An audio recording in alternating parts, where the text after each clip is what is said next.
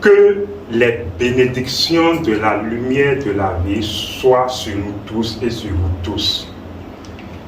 Nous ne sommes plus à présenter pour certaines personnes. Pour ceux qui ne nous connaissent pas encore, Abish Adiboye, on nous appelle. Je ne commencerai pas sans faire un coucou spécial à notre technicien derrière la caméra, Awaz, on l'appelle. J'ai décidé aujourd'hui de lui faire un coucou spécial parce que souvent vous nous recevez chez vous sur Aksharam International TV. Mais il y a un bon monde qui se trouve derrière toute cette vidéo que vous regardez tout le temps. Ailleurs également, assise et assis dans la salle, je fais un coucou à Soleil que vous connaissez sûrement, vous le voyez tout le temps chez vous sur les vidéos. À Blanche également, je lui fais également un coucou. Enfin, je vous dis également que la lumière soit. J'ai l'habitude de dire seule la lumière pourrait. En réalité, seule la lumière de Dieu a la capacité de toutes choses. Sans la lumière, vous ne pouvez rien faire. Seule la lumière pourrait. Le thème, pour en venir au thème de notre communication présente, nous allons parler de l'abondance par l'effet miroir. L'abondance par l'effet miroir. Il s'agit de quoi? Nous allons faire autant que possible la lumière sur ce thème pour que vous arriviez à être concerné par la chose. L'abondance par l'effet miroir donc. Quand nous prenons un miroir, le miroir est beaucoup de choses. Je pourrais commencer par vous dire que le miroir est la colonne vertébrale. Vous allez certainement vous dire comment. Mais en réalité, vous savez que la colonne vertébrale est un pilier. C'est également l'autorité. Et en tant que pilier, c'est un pilier de nous, c'est-à-dire la représentation symbolique de la vie. Donc, en tant que pilier de nous, le miroir est également donc un pilier de la vie. Quand vous prenez le pilier ou la colonne vertébrale renferme plusieurs fonctions. Quand on parle des fonctions et des lois, les lois ont d'affinité. C'est comme genre, une loi se retrouve impliquée dans une autre loi, de sorte qu'une autre loi se retrouve impliquée dans une autre, et finalement les lois s'imbriquent les unes les autres pour ne former qu'un principe ou qu'une seule loi et se déployant dans l'univers pour la création. Vous avez compris. Ainsi, revenant au miroir, quand vous prenez la colonne vertébrale, vous savez que la colonne vertébrale est un pilier. Donc c'est également l'héritier en tant que pilier, en tant que fruit de deux courants électriques et magnétiques. Donc c'est un pilier, c'est Horus. Mais la colonne vertébrale n'est pas seulement Horus, car vous savez que selon les générations, Horus est Osiris. Mais Osiris également est Isis. Vous ne comprenez pas à fond peut-être l'alchimie dont nous parlons, mais j'ai expliqué tout à l'heure que les fonctions et les lois de la vie s'imbriquent, voilà, les unes aux autres. Donc, comprenez que dans des dimensions et dans des générations données, ou dans des plans donnés, Horus est Osiris, Osiris est Isis. Quand vous prenez Isis, je vais vous dire une chose. Il y a une fonction où il y a un code opérationnel qui est lié à Isis. Vous connaissez certainement les signes des opérations. Il y a le signe plus, le signe moins, il y a le signe de la division et de la multiplication. Mais savez-vous que le signe moins est lié à Isis? Savez-vous que le signe moins est le négatif et le révélateur? Savez-vous que le signe moins est la symbolique des choses cachées, des choses dans le noir, comme le noir de la mélanine qui révèle les choses? Savez-vous que le signe moins, en tant que représentation du cachet, permet à la graine que vous semez dans le cachet d'être révélée? Vous avez compris, le signe moins est révélateur. Le miroir est révélateur. Si vous vous mettez devant un miroir physique, le miroir physique va révéler votre image. Il va vous montrer une autre image en double. Et comme le miroir a la capacité de vous montrer votre double, qui n'est rien d'autre que l'ajout, mais nous n'allons pas aller là d'abord, mais il s'agit également de la multiplication.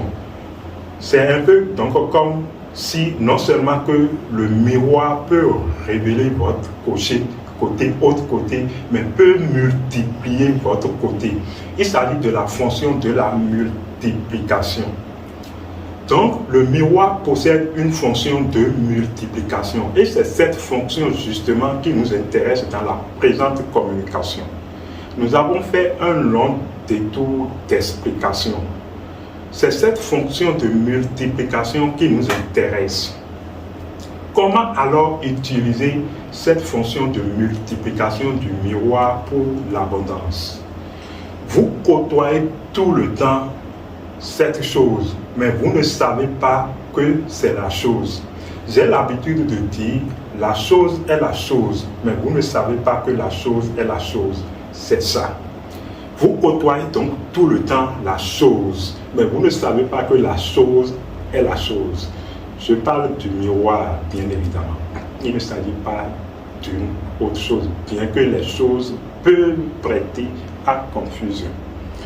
Donc, comment utiliser cette fonction de multiplication du miroir? Vous avez certainement entendu parler de ces histoires où, quand vous avez un projet, et que quand ça tombe dans l'oreille d'une tierce personne, quand vous parlez de ce projet à un ami quelconque, vous remarquez que ce projet n'arrive plus à aboutissement, que vous n'arrivez plus à accomplir ce projet. Vous avez certainement fait ces remarques ou entendu parler de ces faits. Cela s'explique par plusieurs raisons, mais la raison du jour est ceci, ou la compréhension du jour, parce que la raison n'exprime pas forcément l'évidence des choses. Donc la compréhension du jour est la suivante. Nous allons alors nous servir de cette loi, de cette remarque comme une clé. Rappelez-vous également de la formule, la clé qui a servi à fermer une chose est la même clé qui sert à ouvrir la chose. Il s'agit seulement d'aller dans le sens adéquat. Nous allons avec vous aller dans un sens de création d'abondance à partir de cette loi. Voici ce qu'il faut faire pour générer l'abondance à partir de la fonction de multiplication du miroir, à partir de la fonction de reflet. Vous allez identifier une personne dans votre entourage, dans vos amis, dans la société que vous fréquentez. Et vous allez faire l'expérience de cette personne. Il s'agit d'observer. Vous allez souvent, si vous en avez la possibilité, de faire un don à la personne, de lui donner ce que vous voulez. Ça peut être de la lumière, de lui envoyer de la lumière, mais souvent des dons en nature et suivant les valeurs. Vous allez tout compte fait lui faire un don et vous allez observer comment se passera alors votre 3 jours, 7 jours, 21 jours après que vous lui avez fait ce don. Vous allez identifier une autre personne, faites ça sur 3 personnes et remarquez comment vous vous sentez. En fait, il ne s'agit pas encore du retour, mais comment vous vous sentez. Ce que je vous conduis à repérer, il y a des gens dans votre environnement qui ont un effet miroir certain sur vous. Si bien que quand vous arrivez à vous mirer à partir de cette personne ou dans cette personne, le retour et la multiplication est grande dans votre vie. Donc, vous allez identifier ces personnes. Et quand vous identifiez ces personnes, ça devient un secret pour vous. Non pas que vous allez dire à cette personne, mais ça devient votre secret. Souvent, mais faites la joie d'inviter cette personne à un resto. Ah, mon ami, tu as du temps libre, viens, je t'invite au resto, on mange. Vous l'invitez au resto, vous lui achetez à manger. Ça veut dire que vous êtes en train de lui faire un don, quoi qu'on dise de façon détournée. Vous êtes en train de vous mirer en lui. Parce que vous savez que quand vous le faites, vous faites la multiplication de ce que vous semez et que vous projetez dans son miroir revient à l'abondance. Vous avez compris le secret. C'est ce secret que vous allez utiliser. Mais d'abord, observez et identifiez cette personne dont l'effet miroir est certain et apporte de l'abondance, que ce soit matériel, financier, en valeur, quelle qu'en soit l'abondance dans votre vie. Et commencez par opérer. En fait, vous devez arriver à vous organiser de sorte que rien de ce que vous faites ne soit sans une conséquence voulue au fait. Vous devez mettre votre volonté en jeu. On ne peut pas, un homme de connaissance ne peut pas marcher dans la rue comme tout le monde. Quand il marche dans la rue, il a conscience de ce qu'il fait. Vous devez avoir conscience de vos habitudes. Et quand vous avez des habitudes qui ne vous arrangent pas, vous devez alors les remplacer par des habitudes qui, à court ou à long terme, vous portent des fruits bénéfiques. Et c'est là qu'on finit par construire un égrégore énorme autour de soi par ces habitudes. Si vous avez compris, commencez par intentionnellement, par utiliser l'effet miroir de ce qui vous arrange. Abish Adjiboye, à la prochaine.